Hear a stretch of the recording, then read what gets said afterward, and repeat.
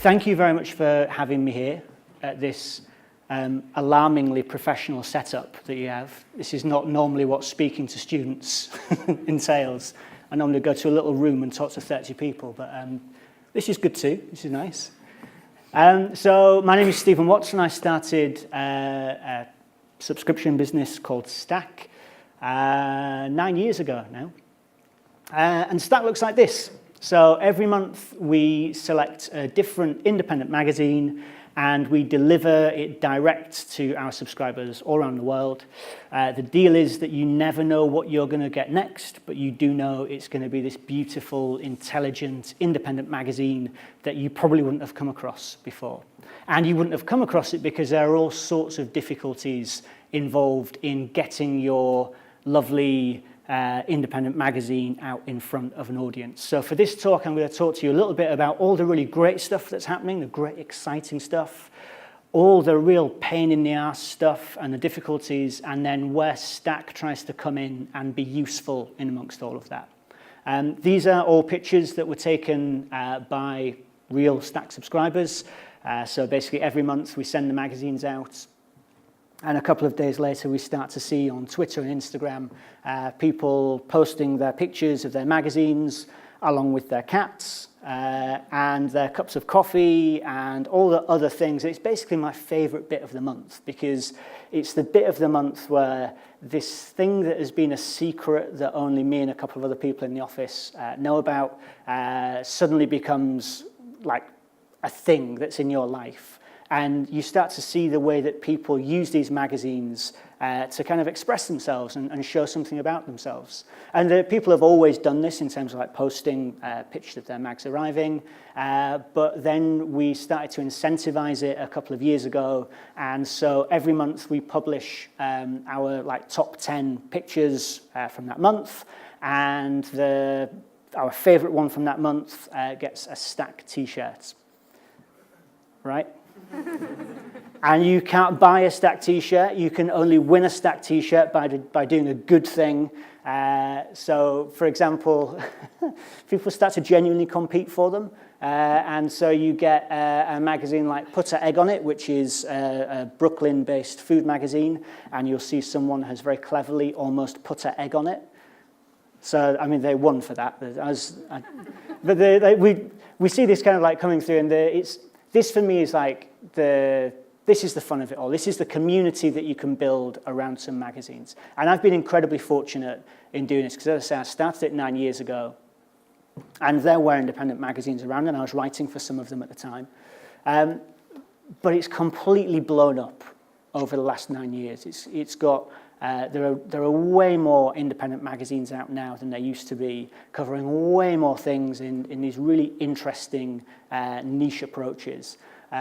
And I think that, as with any industry, when you get growth in that industry, there's good news and there's bad news. So the good news looks like this. The good news is, these are all independent magazine shops in the UK. And the one on the middle left here is Magma in Clerkenwell, and the middle bottom one, that's Artwords on Rivington Street. And they've both been around for about 10 years, I think. But all those other shops up there all launched in the last couple of years. So we're seeing this wonderful virtuous circle of small independent businesses, as in small independent shops, setting up to specifically sell small independent magazines. And I love the way that these people are responding to a specific thing, a new type of product, and a new kind of enthusiasm for these sorts of magazines. And you'll see that they all do very similar things. So there's lots of lovely natural light. The magazines are stocked with the cover out so that you can actually appreciate what this thing is all about. They are places where you're obviously meant to go in there and be a fan of magazines, and you're meant to spend a bit of time and enjoy browsing the shelves. I absolutely love it. As you can probably guess, I spend a fair bit of time in shops like this, and it's a good place to be. And I think that looking at like the forces that come behind all of that, I think that you look at this, and this for me is a picture of the internet in action, because it's something like the internet and print are often kind of held up in opposition to each other, because there's this assumption of like, you know, well, at least there was a few years ago, this assumption that now you can just print, publish online, why would anyone bother doing stuff in print? But actually, all of these magazines really depend on the internet, whether that's in terms of the tools that they provide. So something like Kickstarter, which 6 or 7 years ago didn't exist. I mean, Kickstarter has become the way that if you've got an idea for a magazine, like you put that on Kickstarter, you get some money behind it, you get a little audience built, and then you can go on and make your magazine. It's a fantastic tool. Or you get something like Adobe putting everything to Creative Cloud, which happened a few years ago. And like no one talks about it, but that was revolutionary, because all of a sudden for like £37 a month, you're using the same kit as the guys at Condé Nast are using to make their magazines. So there's been this fantastic democratization of magazine publishing, and now everyone knows, anyone who's got an idea and something they want to say knows that they can turn that into their own print magazine. Whether they can make money out of it or not is a different matter, but you know that you can do that. And I think that this is something that doesn't really get talked about, but this is what's behind this fantastic explosion of creativity and energy and enthusiasm. And it's what I love about these magazines. It's the thing that hooked me in the first place and still gets me just as excited today. So this is the good news. The bad news is exactly the same. So the bad news is that everybody knows they can make their own magazine. So everyone goes and makes their own magazine.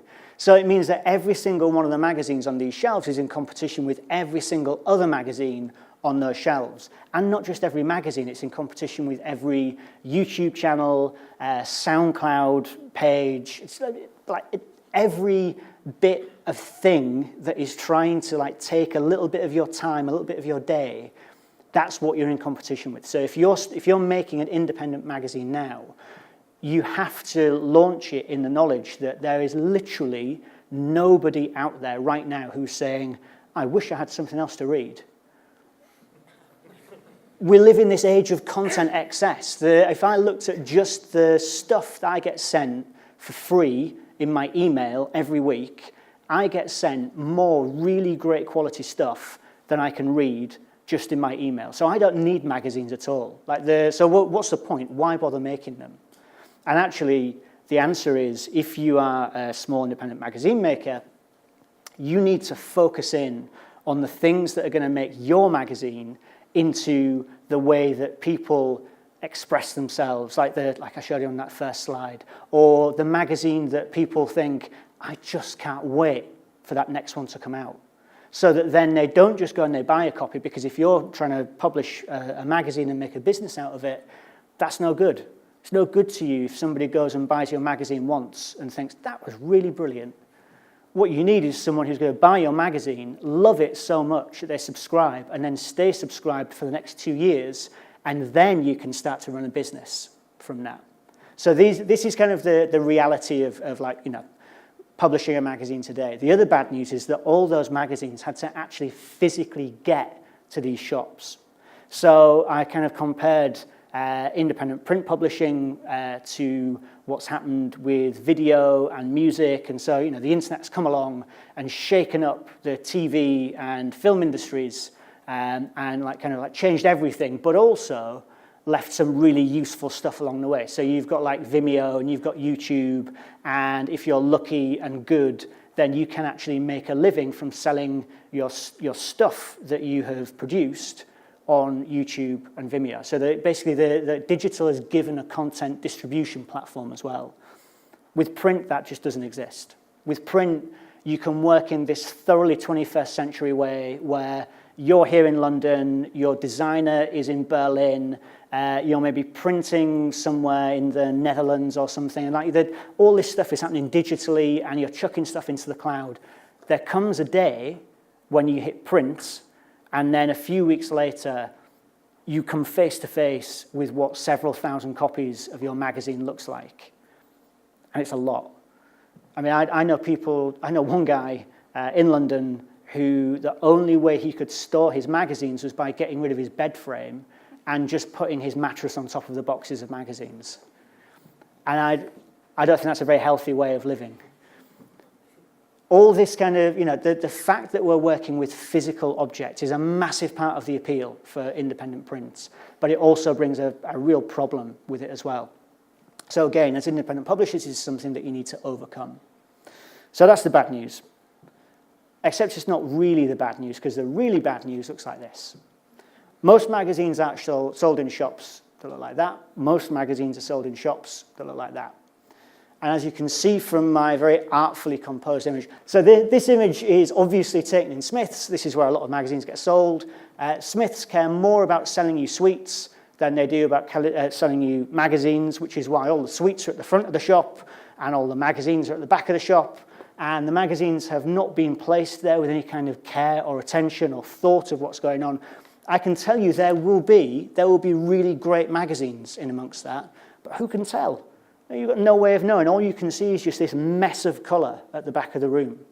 So again, as a magazine publisher, you need to understand that these are the kind of conditions that you're going to be operating within. So what's the solution? What do we do about all this? For me, the solution looks like this. Independent magazines are a bunch of beautiful freaks and weirdos. You get the big ones, you get the little ones, you get the cool ones, you get the geeky ones, you get the ones that honestly you look at them and you think, I don't know what the fuck that even is. But if you spend the time, if you take the time to read the thing and live with it and appreciate what that magazine's all about, then you can start to understand it. And as I'm sure you all know from Monsters University, the way that we succeed in the world is by playing to our differences and embracing the things that make us special. So that's what we try to do with Stack every day. Every day on the blog, we've got a different piece of content. It might be a video review, it might be a podcast, it might be an interview. And in every single one of those pieces of content, we're trying to get to the heart of what's making this special? What's making this magazine into the one that somebody out there needs to get hold of and make their mag? Because the great thing about these magazines is they don't need to have tens of thousands of subscribers. They need to have maybe actually it's pointless to give a number because it varies completely, but you need a small, loyal subscriber base like Stack has, and that's enough to build a business on it and to actually keep on making this thing and build from there. And you probably need to do other stuff too. You probably need to sell ads. You probably need to do some kind of like agency work. You probably need to, I don't know, if you're It's Nice That, put on events and do things like that. But the magazine can be at the heart of all that stuff, and your subscribers are key to that. So with Stack, this is the way we go about doing it. So these are the last 4 magazines that we sent out.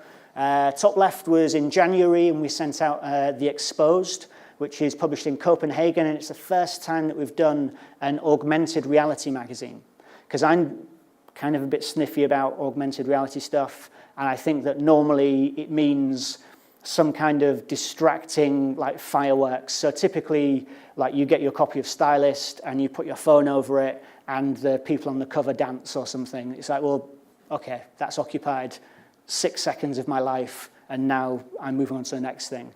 Actually, what they do with The Exposed is they build the augmented reality right into the storytelling from the start. So with each of the stories in there, you put your phone over it and you either get a piece of video or a piece of audio with the person who's taken the photographs narrating the story to you. And the effect for me is sort of like listening to a podcast, but also looking at the pictures that the person has taken while you're doing it. And it completely sucked me in. It drew me into the story in this much more meaningful and deep way.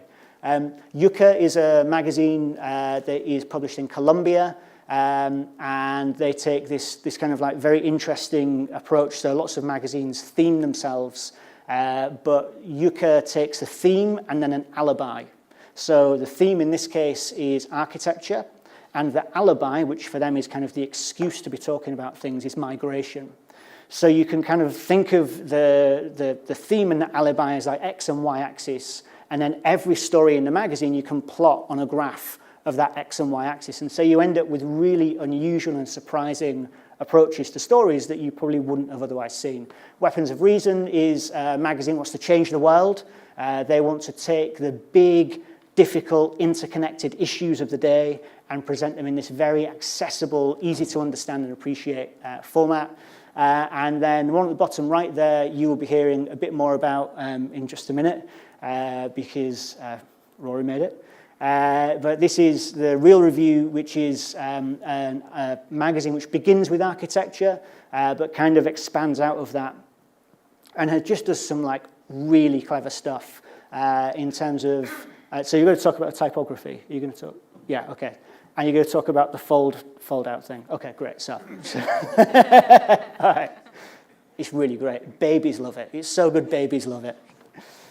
So that's obviously the main subscription service. We also have a thing called Sampler. So every Thursday morning, you get an email sent to your inbox, and it says, hey, this week's offer is, so in this case it was Perdiz, which is a Spanish magazine all about happiness. And the offer runs from Thursday morning to Sunday night, and during that time, you can buy a copy at 10% off the cover price with free shipping to the UK, Europe, and USA. And the whole idea is trying to remove the barriers, because normally when you see something, you immediately get all these things, all these reasons pop into your mind of why not to buy it. Like well, maybe I might not like it, maybe I haven't got enough money, all these things. So this is just saying like really quick, really simple, this is what this magazine's all about, and if you want to buy a copy, here you go. Remove the barriers for people to do that, and hopefully they start to try new things and explore new stuff. And it's been kind of modestly successful so far. It's like sometimes you put a mag up and like it does way better than you expect, and sometimes you put a mag up and it does nowhere near as well as you think it will do, and that's really disappointing. But I think the important thing is just to keep doing it, keep putting the stuff out in the world. So that's at sampler.stackmagazines.com, and it's free to sign up for it, and it's just an email. And you will delete probably 50 of the emails you get in a year, but maybe for 2 of those emails, they will be magazines that you think, wow, I would never have seen this mag otherwise, and I'm going to buy it. That's the idea. The last thing I want to talk about is the Stack Awards. So we started this 2 years ago as a way to try to understand and critically appreciate all these magazines. So we're getting this like huge influx of magazines, but no one kind of takes the time to step back and appreciate what's going on. So we put together a panel of judges. We have, what was it last year? I think we had 20 judges from all around the world. And the idea is that magazine awards programs are typically money-making exercises. So they exist to make money for the organisation that runs them, which is why it costs £100 to enter D&AD, and it costs several £100 to go to the awards ceremony. With Stack, it costs you £30 to enter the awards and £30 to come to the awards ceremony, because we just want to get the best stuff. But we also wanted a really rigorous judging process. So you have to send 3 copies of your magazine. If you're shortlisted, those magazines get sent off to the judges all around the place. And then we have the judges live with those magazines for a month, so they properly come to understand them. And then we all get together. Last year we did it for real at the Ace Hotel because we've got some sponsorship. This year I think we're not going to get sponsorship, so we'll do it by Skype. But that's okay. We can still talk about these mags. And then at the end of the year, that means that we can present awards to the magazines that we think are the most exciting and the ones that deserve more recognition. That's me on Twitter and Instagram and Facebook. And student is a code that gets you 10% off a Stack discount, so please go and use that. And I hope that some of you will see Stack for yourselves. Cheers.